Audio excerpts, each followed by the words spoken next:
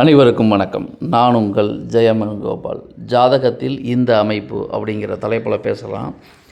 இந்த அமைப்பு அப்படிங்கிற நம்ம எதை மீன் பண்ணுறோம் அப்படின்னா, ஒரு ஜாதகத்தில் 2ஆம் அதிபதி உச்சமாக இருக்கார். அப்போது அந்த 2ஆம் அதிபதி உச்சமாக இருக்கும் பொழுது 2ஆம் அதிபதிக்கும் லக்னாதிபதிக்கும் தொடர்பு இருக்கணும். இப்போ 2ஆம் அதிபதிக்கும் லக்னாதிபதிக்கும் தொடர்பு இல்லாமல் இருவரும் 6, 8 இருந்தாங்கன்னா அந்த ஜாதகருக்கு என்ன படித்தாலும் வேலை அமைகிறதுங்கிறது ஒரு பெரிய விஷயமா இருக்கும். சொந்த தொழில் பண்ணினாலுமே வருமானம் அமைகிறதுங்கிறது ஒரு பெரிய கேள்விக்குறியாக இருக்கும். காரணம் என்ன அப்படின்னா, அவர் ஜாதகத்தை பொறுத்த வரைக்கும் லக்னாதிபதிக்கும் 2ஆம் அதிபதிக்கும் எந்த வகையில் தொடர்பு இல்லை அப்படிங்கிறது ஊர்ஜிதமானால் அவர் எந்த வேலைக்கு போனாலும் பணங்காசு வராது, எந்த தொழில் பண்ணாலும் லாபத்தை பார்க்க முடியாது. காரணம் என்னென்னா, லக்னாதிபதிக்கும் 2ஆம் அதிபதிக்கும் தொடர்பு இல்லை. 2ஆம் அதிபதி உச்சமாக இருந்தால் என்ன பண்ணுறது?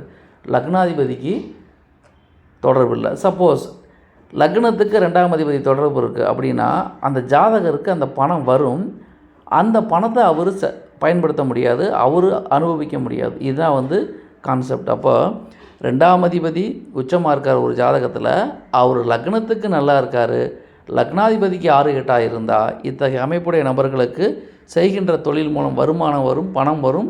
ஆனால் அந்த பணத்தால் ஜாதகருக்கு எந்த விதமான பிரயோஜனமும் இருக்காது என்பது பொதுவான தகவல். ஸோ இது எல்லாத்துக்கும் பொருந்துமான்னு கேட்டால் தனிப்பட்ட ஜாதகத்தை பொறுத்து, அவங்க கிரக அமைவுகளை பொறுத்து பலன்கள் வேறுபடும். நம்ம தெரிஞ்சுக்க வேண்டிய ஒரு விஷயம், எந்த ஒரு பாவாதிபதியும் லக்னத்துக்கும் நல்லா இருக்கணும், லக்னாதிபதிக்கும் நல்லா இருக்கணும். இருவருக்கும் மறைந்து விட்டால் அந்த பாவத்தின் மூலம் ஜாதகருக்கு எந்த விதமான நற்பலனும் கிடைக்காது என்பதை நாம் புரிந்து கொண்டாலே போதும். இவை அனைத்துமே பொதுவான தகவல்கள். நன்றி, வணக்கம்.